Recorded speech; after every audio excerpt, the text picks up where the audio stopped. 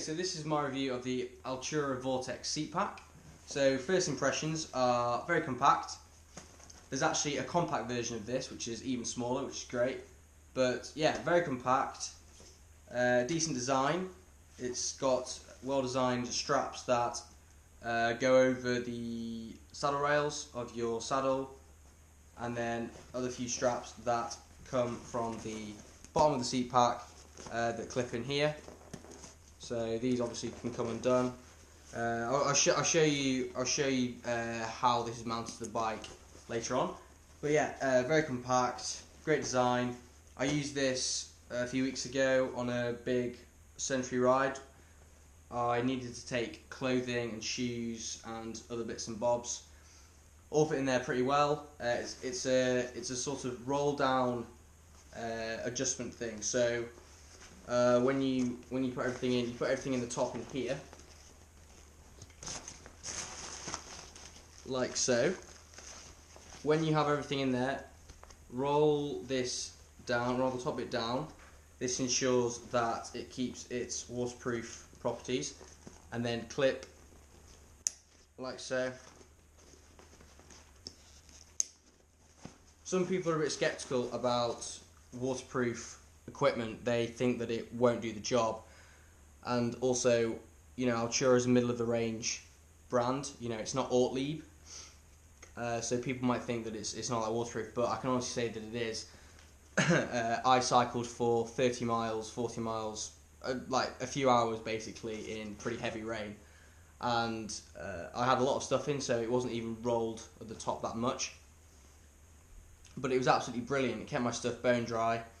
It's a very durable material, so it means that it's definitely definitely waterproof. So that's pretty good. Yeah, as I said, 12 litres in capacity, so it's great for light touring, and other endurance riding. And yeah, there's a few things that I'd say about this that I thought weren't great, and that is it's definitely an issue packing. So what I realised is that when you pack, try and make sure that the bottom of the seat pack is very full.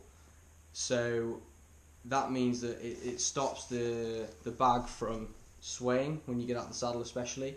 I found that when I first used this, if there wasn't a lot of stuff at the bottom, and more of it was at the top, it would start to sway quite a bit when you get out of the saddle, which is a bit frustrating. Also, with packing at the bottom, it ensures that it keeps its structural integrity. So it means that the way it's mounted to the seat post, it stays like that. It's mounted to the seat post like so, just like a Velcro strap. But again, I'll show you a few clips later on. Also, with regards to the mounting of this onto a bike, it's recommended that you shouldn't mount it onto a carbon seat post, because carbon can crack quite easily, especially when it's under a bit of load. The recommended weight for this is about 2 kilos. I probably took slightly more than 2 kilos and it was absolutely fine. That was with an alloy seat post going into an aluminium frame. That's what ALTURA recommend. It also comes with hook mounts, these sort of loopy bits of material on the top here. So it gives you scope to attach things to the top of your seat pack. I haven't used these features, but you could probably use some elasticated cord to attach clothing, maybe when you're touring, just so that it can dry off outside your seat pack. Got quite a sturdy bottom as well. This is the bottom of the seat pack here, so it's reinforced material, so it gives the whole design a bit more strength and stability when it's on your bike. Make sure that the straps are tensioned quite a lot. That helps to reduce the swaying effect when you get out of the saddle. Yeah, it's a great design, and I rate it. You can get these for about £50 on the internet, more like £60 from your local bike dealer. But yeah, I was surprised that there wasn't another review of this on YouTube. But I thought I'd just share some of my comments and criticisms. Okay, so this is the seat pack when it's on a bike, obviously.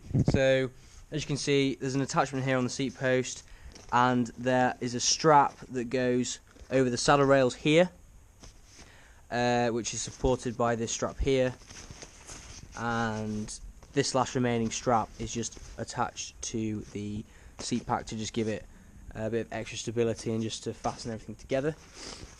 What I would say is that if you want to use this seat pack, you want quite a bit of seat post on the bike showing. Otherwise, obviously, this design here won't be sufficient. You'll have the seat pack going in towards the frame a bit too close. Obviously, for this bike, it's quite marginal. If there was any less distance here, it would probably be too big. So I'd recommend that you have at least 20 centimeters of seat post showing if you want to use this seat pack. But yeah, obviously looks good. This is what I was talking about swaying earlier. So obviously when you get out of the saddle, you can see there it just sort of juts from side to side. There's quite a light loading at the moment, but this problem is exacerbated with a heavier load here. Again, I was talking about loading it down this end here. If it's really full down here, it sort of keeps its form more. What I found sometimes was that the pack would kind of shift to this side here, and that would obviously interfere with your legs when you're pedaling. So make sure that that's packed well and that these straps are tightened correctly.